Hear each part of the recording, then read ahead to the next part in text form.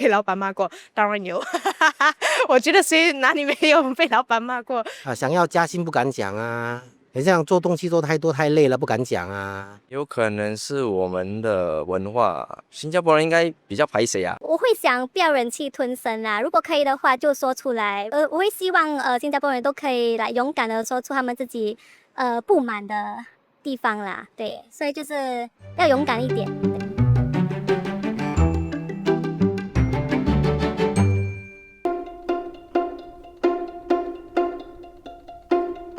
职场上啊，我觉得大多数的人没有那么敢发言啊。我觉得说新加坡人都是很就是怕啦，如果你讲错的东西，老板就会把它放在心上，然后就针对你。如果就是你刚就像我这样子，因为我刚刚从大学毕业出来，对，所以我如果就是在这种 corporate job 做工的时候，大多数都是不敢发言的，因为毕竟我们的经验也没有很足够嘛，尤其是最近的行业，就是尤其是大学生，他们毕业的时候出来也很难找份工作嘛。我是觉得说你要看情形发言，而且我们就是亚洲人吧，就可能比较保守一点，他们就不敢冒那个险啊，就是以安全为主咯。然后就多数人做什么，他们就跟着做啊，因为比较少人就是会反抗或者是做不一样的东西。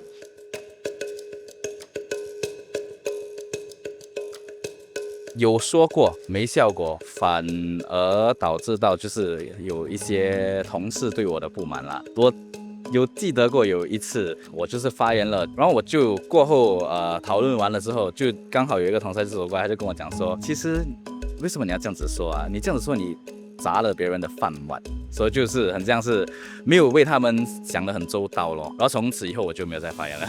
在一个开会的时候，就是他讲了一个很好，就是发言他自己想要讲的东西，跟老板就讲不来，老板就讲啊，你还新嘛，你就不懂什么东西，那他就把他就抛一边了。有好几次都很想离开那个公司嘛，对，但没有办法啦，现在很难找份工作。那老板在那说，最近我们不允许你们加班啦，就是觉得说你要就是 on time 回家，可是有时候我们就难免嘛，就一定会 OT， 就是突然间有 last minute 的 request 要做东西，所以我们就会 more or less 就是 stay 到比较迟一点，然后我们有时就会去 claim 那些 allowance 啊，claim meal allowance 啊，可是因为怕老板说，我都跟你们说不可以 OT 了，我们还去 claim， then 这样也是 don't reflect very nicely on us， 所以我们就会来真的是怕去跟老板沟通。Another thing I noticed is I don't think a lot of people, at least in Asia, enjoy what they do.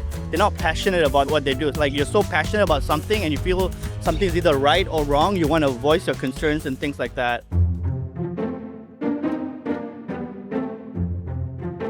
People born in the 80s, in school, right? We're already being told like what to do, everything is like structured. So there's no such thing as creative thinking back in those days or even creative speaking. So we're just told to say yes to everything. 我的那个年代不大一样，我是60年代的。我曾经碰到2种不同的老师，一种是不愿意我们发言的，就是当他在授课的时候，就是大家就是有听的份，没有讲的份。也碰到一个好老师，就是他会听，他就是给我们一点时间发言，但是不会给我们太多时间发言。他不鼓励在授课的时候学生发言，跟现在不同了，差很多。I think it's the upbringing, like the Asian upbringing. When you see something different, you ask a question, usually the reply you get back from your parents is like, it's none of your business. 我记得我从小的时候，就是可能5岁10岁做错事都不敢说，然后很怕被骂被打，你知道吗？就是成绩很糟啊，然后就自己去偷签名啊，然后被发现到了之类的东西，就觉得说很多东西回想去看，是真的很多东西不敢讲啊，就是因为怕做错。我妈妈会比较开明一点，所以从小我的个性就会比较，就是有什么东西我都直话直说。其实我在中学到高中还是高中的时候，我就是队长，所以我会比较觉得我会因为在这种环境当中，我才会比较敢发言。我那个年代制作，只要那个饭碗是保住的，一般上你也不会说要求太多的一些改变吧。现在又不一样了，现在就是愿意把他们的意见提出来。Maybe 30 years ago, 40 years ago, people might not speak up.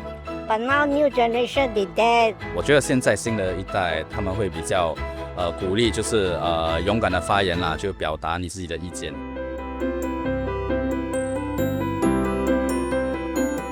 要看你的上司是一种怎么样的一种态度。假如他是比较包容、比较客观的，下属就会愿意提出一些意见。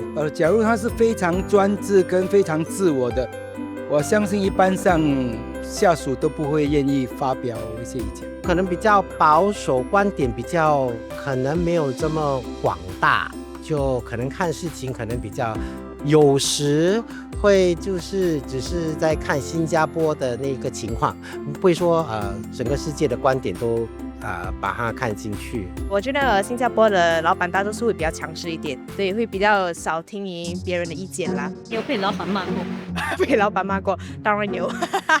我觉得谁哪里没有被老板骂过？可是我就觉得，就是可能看你怎么吸收吧。会啊，我职场30多年，我有这样的经历啊。我会看上司是怎么样的类型，但是我不会是一个直接向大老板反馈的，因为这毕竟会越过你的直接的上属，会觉得不大好。譬如说，尤其是我做工程的基地的跟管理层的看见有时会不大一样。我不是说完全听服员工的要求，但是一个良好的管理层会接受反馈，然后他们会做出一点调整。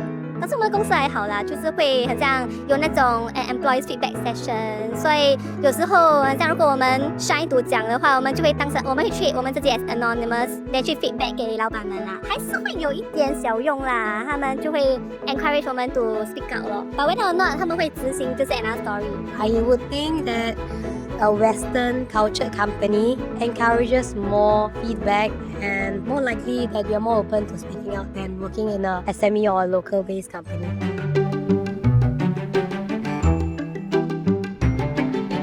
我自己觉得啦，我会想不要忍气吞声啦，如果可以的话就说出来，然后 whether or not 那个人可以接受，然后做 something about it 就是另外一件事啦，对。